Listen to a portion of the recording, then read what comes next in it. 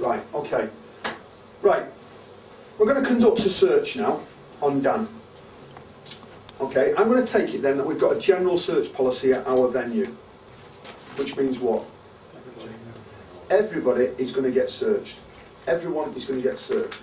Right, so best practice should be that we've got signage outside to obviously notify anybody that is in the queue that they've got a search policy in place.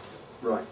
So Dan's now entered the venue. Okay, what's the very first thing I've got to do then to actually, so that I can carry out a lawful search? Asking for permission. Ask permission. All right. So the way I would go about that, I would say, first of all, say, excuse me, sir, we have a general search policy at this venue.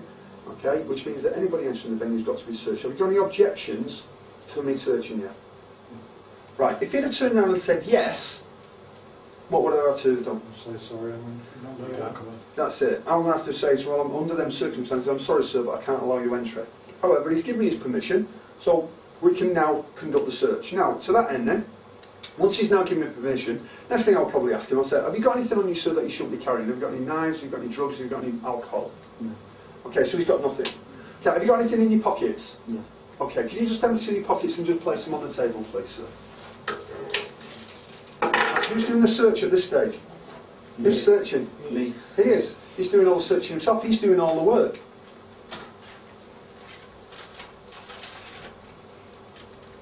Okay, so he's taking everything out.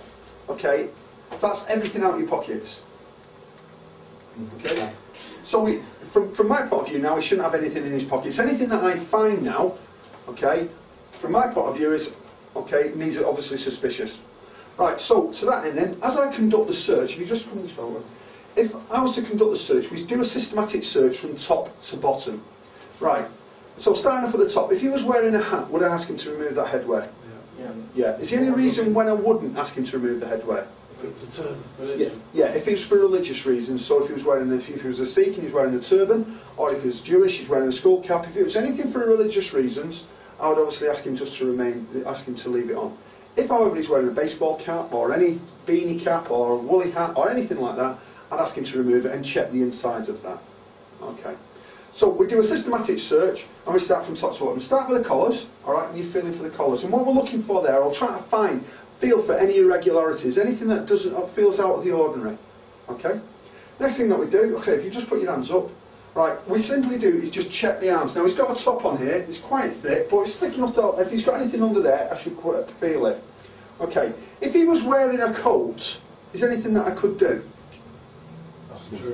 Ask him to remove it. Yeah, after obviously he's emptied the contents, ask him to remove it. Especially now coming into winter, he's got a big, thick, padded jacket on. It's going to be quite difficult. It's quite easy that the individual could have actually hidden something away in that jacket. So if you're not too sure, ask him to remove the jacket. There's nothing wrong with that. So, but what he's got on there, okay, a simple search. And what I'm doing here is I'm feeling for any irregularities. Anything that's on his sleeves, anything that's on his arms, anything that doesn't feel right. And if I do feel as though there's something there, it's going to warrant further investigation. Now, when it comes to searching the torso, best practice is that we use the backs of the hand. Nobody think why? We use the backs of the hand. Not the fronts. I feel bumps. Which looks better, guys, from a professional point of view? Yeah. That? Or? Yeah. It's a little bit more less intimidating, isn't it? If I'm doing it the backs of the hands, Some punters might prefer. they might like it, yeah. But to that end, though, it's a little less suggestive by using the backs of the hands, okay? It's a little bit more appropriate. It's a little less intimidating, okay? And it's going to make the person feel a lot more comfortable. So use the backs of the hands, and you're still going to be able to obviously explore and feel whatever you need to and find anything as you go along. Now, he's got pockets here. Would I put my hands in his pockets? No. Why would I not put my hands in his pockets? Potentially, there could be dangerous items in there. Potentially, there could be a needle in there, any sharp objects. If I was to put my hand in there, thinking about my own health and safety, the last thing I want to do is pull my hand out and I've got a hypodermic needle stuck to it. So don't ever put your hands in places you can't see. Pockets being one of them. Right, comes to searching the legs, okay? Right, same again, use the backs of the hand. Now he's got pockets here. Run your hand down the pockets.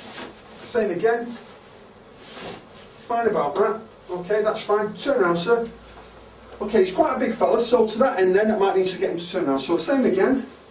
Okay, he's got a pocket there. You can just run your hands. Now that's not being suggestive, is it? Just running my hand over his pockets. It's not being suggestive. Okay. Okay, happy with that, buddy? Okay? Now one last thing that you can do, if you really want to sort of take this a little bit further, ask them to run the thumbs around the tops of the trousers. Could I just ask you to do that? Okay, now I can see now that he's not actually hiding anything, has got anything tucked in. So if you do that all the way around, that's brilliant. Okay, now once I've searched the individual, I'm quite happy he's not actually taken anything inside or he's got anything left on him. What I next need to do is search his personal belongings. Okay, is there anything potentially with his belongings here that he could have hidden in amongst his belongings? Something in his wallet. Wallet, potentially. Right. If I want to look at the wallet, am I going to search this wallet? What am I going to do? Ask him. I'm going to ask him to do it, aren't I? So, sir, can you just pick up your wallet, please? Okay, can you just open the compartments? Okay, can you just open that one there? That's fine. That's fine. Okay, I'm avoiding now any allegations that I'm actually taking anything of his possessions, am I? Because he's just doing all the touching. He's picking up his own personal artifact, all his personal items. I'm not touching any of them, which is cutting down now the risks of me and chances of me being accused of any malpractice. Okay? Now, it's quite time consuming this, isn't it? Depending on your numbers in your security team and depending on how efficient you are as a team will determine as to how long it takes you to do a search. Now, what you may do is you may have a general search with everybody entering the venue, but you do a random search with people's personal belongings. Does that make sense? Yeah. That way then you can get everybody through. Because the last thing you want to be doing is avoiding these things, because people say, yeah, well just put it in your wallet, especially if you've got a small wrap of cannabis. They're all going to get it in, okay? Because we don't search the personal items. Right? But by doing it this way, and perhaps doing random searches, random searches act as a good deterrent. Bear that in mind. If you are struggling with time, always do random searches of some description. Can act as a good deterrent. Okay? All happy with that. Alright? Okay. Cheers for that. Another place, isn't it? Back of it. Yeah, it can be. Alright, just, yeah, no, that's fine.